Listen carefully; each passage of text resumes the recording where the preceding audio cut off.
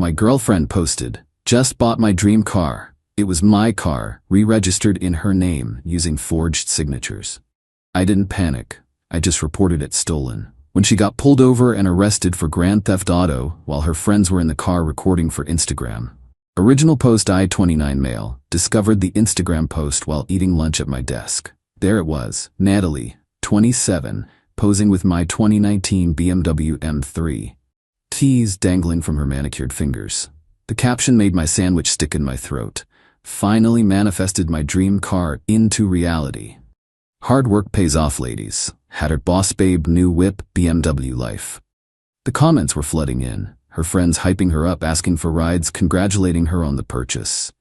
Thing is, I bought that car 18 months ago. Paid $52,000 cash, title in my name, insurance in my name, registration in my name, or so I thought. Natalie and I had been together for 2 years. She moved in with me 6 months ago. Recently, things had been weird. She'd been pushing hard for engagement, talking about building our empire together, posting those toxic positivity quotes about knowing your worth. I'd been clear I wasn't ready for marriage yet. She seemed to accept it, but apparently she had other plans. I immediately called the DMV. After being on hold for 37 minutes, yes, I counted, I finally got through. "I need to verify the registration on my vehicle," I said, giving them the VIN. "One moment, sir. The vehicle is registered to Natalie Winters." My blood went cold. Since when? The transfer was completed last Monday, when I was out of town for a work conference. She'd told me she was sick, couldn't pick me up from the airport. I never authorized any transfer. I never signed anything. "Sir, we have the signed documents on file. If you believe this is fraudulent, you'll need to file a police report." I hung up, pulled up my banking app. The car was paid off. No loans, so at least she couldn't have taken a loan against it. But the registration? She'd literally stolen my car through paperwork. I screenshot her Instagram post. Then I did something that would later prove genius. I went to her profile and screen recorded her Instagram story. She was at a brunch spot with her friends. My car keys prominently displayed on the table, talking about leveling up and cutting dead weight. Then I called the police. Update 1. 3 days later. The detective assigned to my case, Detective Hayward, was thorough. I'd filed the report immediately, providing original purchase documents, insurance papers, bank statements showing I paid for the car, screenshots of Natalie's social media, text messages where she'd asked to borrow the car various times, establishing it was mine.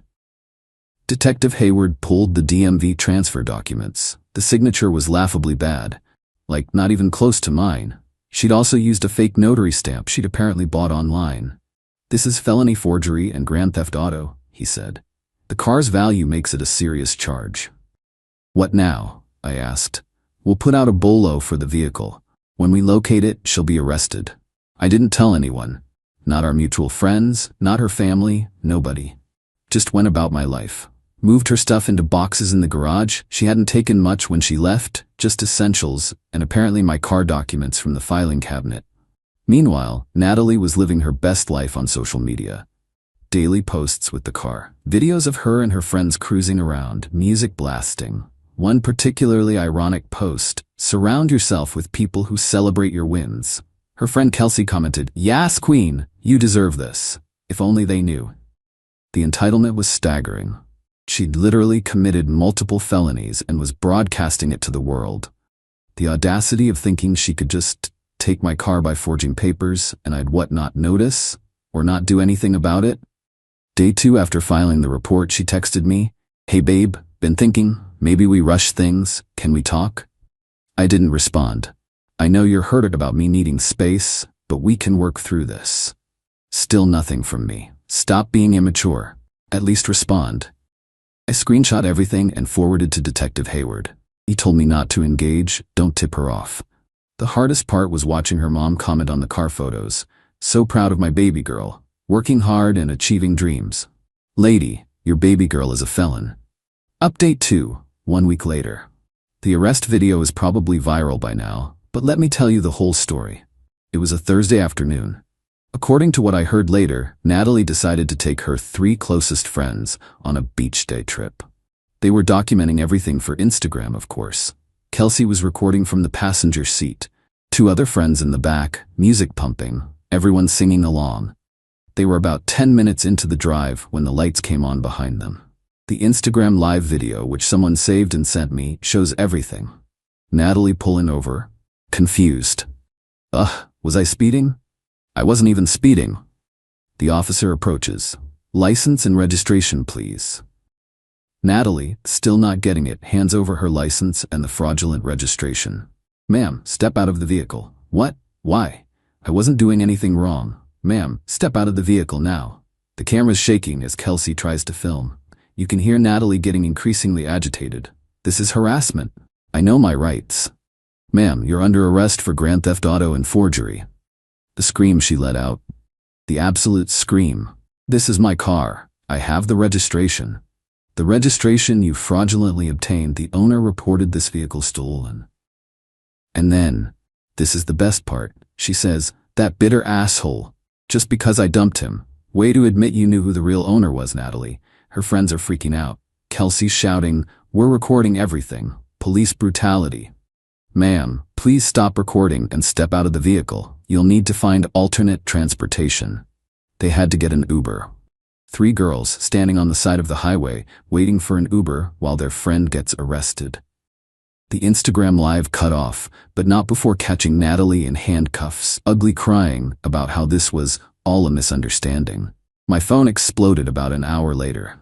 Mutual friends, her family, everyone who'd seen the arrest on Kelsey's Instagram. Her mom called me 15 times, finally answered on the 16th. How dare you have my daughter arrested? Over a car. She stole my car, Diane. She forged my signature, used a fake notary, and illegally transferred ownership. She said you gave it to her.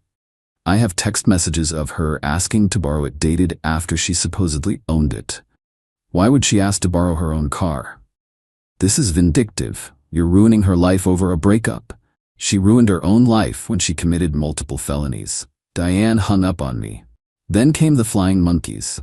Natalie's whole squad started blowing up my phone and social media.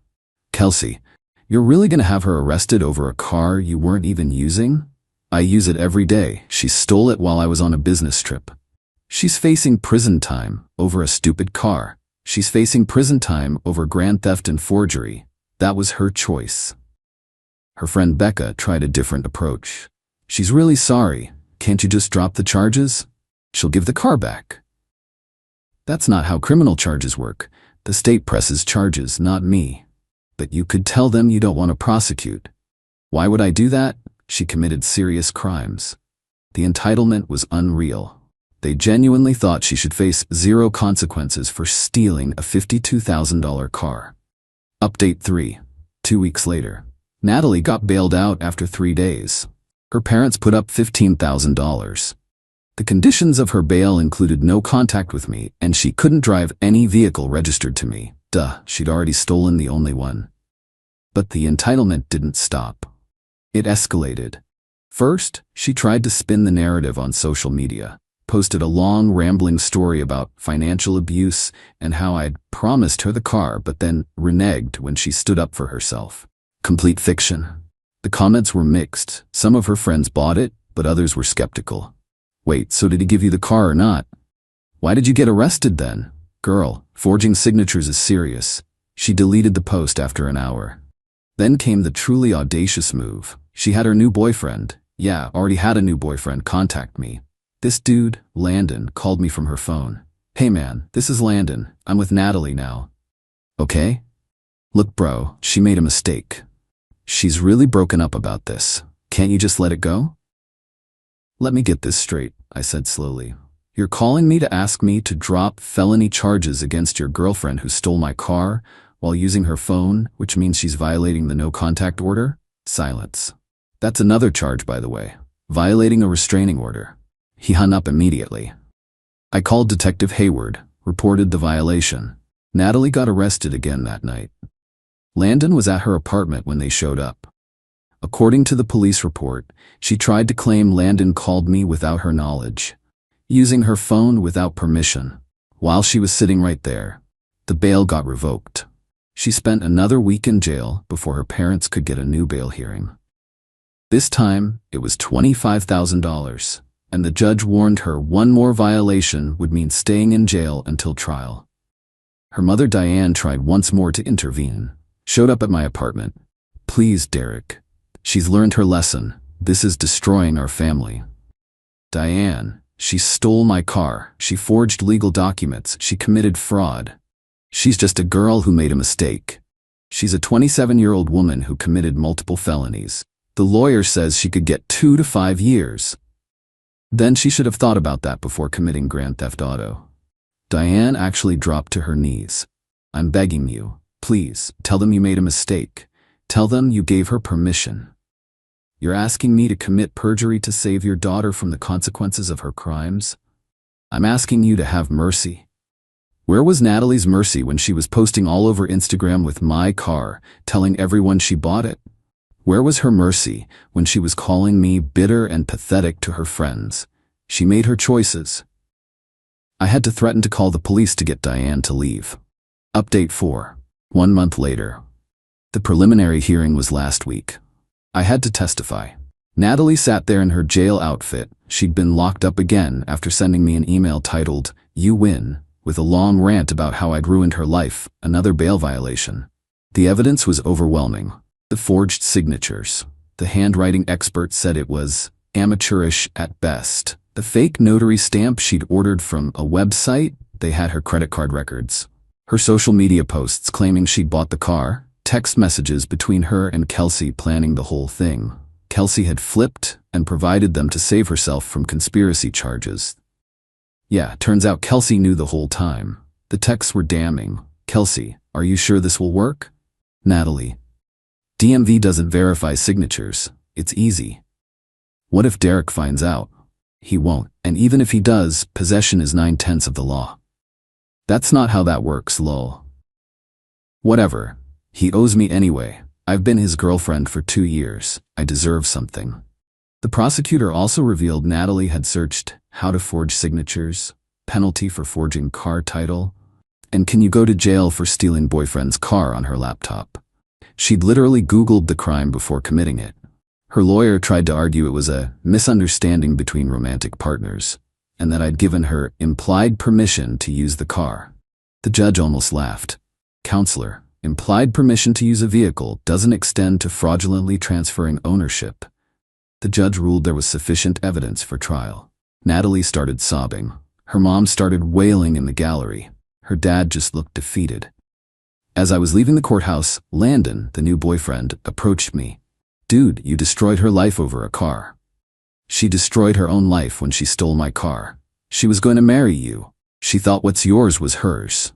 We weren't even engaged. And that's not how property law works." "You're heartless." "I'm heartless? Your girlfriend stole $52,000 from me and you think I'm the bad guy?" He tried to get in my face. Security intervened. He got banned from the courthouse. Update 5, 2 months later. Natalie took a plea deal. Her lawyer finally convinced her that going to trial would be worse. The evidence was too overwhelming. She pled guilty to grand theft auto, reduced from first degree to second degree, forgery, identity theft. Sentenced to 18 months in prison, suspended to 6 months with good behavior, 3 years probation, $5,000 fine, restitution for my legal fees, $8,500, 200 hours community service. She has a felony record now, forever. The day after sentencing, I got a call from her dad, Robert. Different energy than Diane. "Derek, I want to apologize. We raised her wrong, gave her everything, never let her face consequences. This is on us too."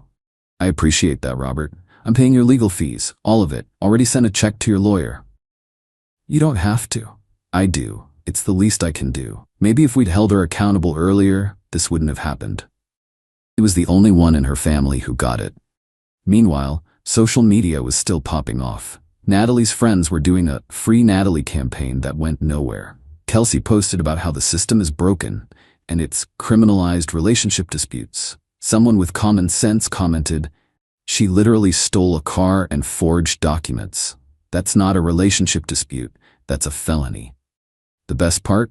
Remember all those Instagram posts of her with my car? The prosecutor used every single one as evidence. Her boss babe posts became exhibits in her criminal case. She played herself. I got my car back, obviously. Had to pay to get it out of impound, but insurance covered it. Still drives great. Sometimes I pass places where she took those photos, and I just shake my head. The entitlement never stopped, though. Even after conviction, she had Kelsey post a message from Natalie. "I hope Derek is happy. He got his car in his revenge. I loved him, and this is how he repaid me." I guess some people can't handle a strong woman who goes after what she wants. Going after what you want equals stealing, apparently. Final update, 6 months later. Natalie got out after 4 months, good behavior. She had to move back in with her parents because, surprise, having a felony record makes it hard to get an apartment or a job. Apparently, even the MLM schemes she used to push don't want felons as consultants. I ran into Kelsey at a coffee shop last week. She tried to duck out, but I was between her and the door. "Derek, Save it, Kelsey." For what it's worth, I told her it was stupid, but she was convinced you just let it go. Why would she think that? Because she said you were weak, said you'd never have the balls to actually do anything about it. I laughed. How'd that work out for her? Kelsey shrugged. She's working at a call center now, has to take the bus, posts motivational quotes about rising from the ashes and stuff. Still entitled? Worse, now she thinks she's some kind of martyr.